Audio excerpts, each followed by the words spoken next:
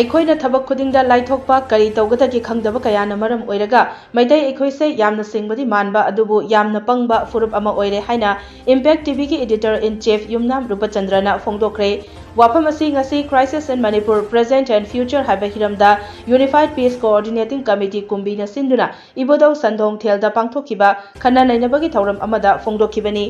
mahakna makha tana hai Laal manung asida Machu Kayagi Phiral Paiduna vote piyo haina lakpa matamda Eikhoi Pangtharagumsi vote matamda marup mapangni imung manunggini haina pangthabagi thabak toklasi Eikhoi na tawhaningba thabaksing tawba ngamgadra haiba wahangi paukhum ningthina piba ngamba miyamgi ihul khangna thabak tawrakadaba miyoida vote pirasi haiki Eikhoi na khantha haudana vote piruragadi haujik miyamna nangliba awaba asidagi henba awaba kaya matungdasu nanglakpa yai haujik wariba asi paliba laingak asi khaki asoiba nate mamangda pankhiba laingak kisu yauribani hairaduna matungdadi masiguma thogdok asi thokhalagumsi haiki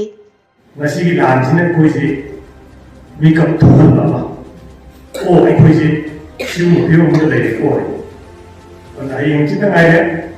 la ani haujik mayam paiba bharat ki dhyan boira natraga salai tare ki dhyan boira aduna taba phiral pairaga mayam la ane ada ida imagen singna phajana isha da su biu la ikomi de su hambi ibu mo nanga la ise kari do ye na kari hidamak ta ai na da pidul ba photse lela mahang do ita gadi aduga isha thawak bibi dani aduga adu kai no promotion bibi dani kana lakta gadi mo den thok ko na ne to aduna hamleroni aduga khombi question dasu khombi ba dasu tawbo mo idaba promises nata haijan bay apply khare to immediately lakani mama do pai him yam sina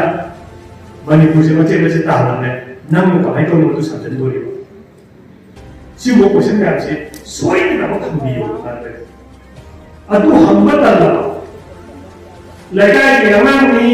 akoi ito jai machani akoi adu mari matani nungsi greda yemne se la torga as koyo basina yang gyan ta koyo rawa ka ta torga bhoti rawa nasi bhugwari se ha sakala su ka se su but mayam di problem si phajana taraga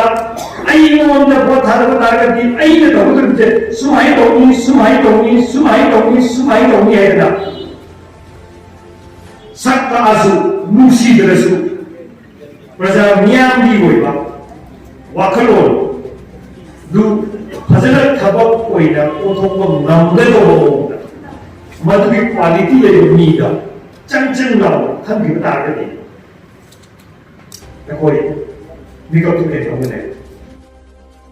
Thauram aduda saruk yakhiba JNU gi Professor Dr. Bimol Akoisam na haikibada Manipur machet tana ba honarakpasi handaki asina ahan banate mamangdasu atopa jati singna honarakhraba ngaktani masigi maram Eikhoi isana isagi asoibasu khangjagadabani punna khundaminaraga charo morona bagi wakhal leitaba mangi sengi tawkhiba adusu ningsinggadabani maram aduna punna hingminabagi wakhal khanba ngamlaba matamda irang thokloidabani hairaduna atopa jati singda ngangdringai Eikhoi maselsu asoiba chumthoknaba honabasu mathau tai haiki Manipur ki sumaina sekai na pumba yade si yamna koire ba botne ba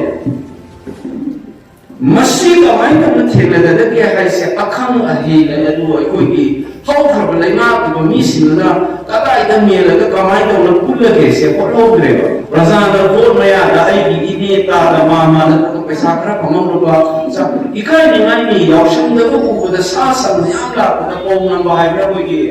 wana namada mantri mayudan pinna mayam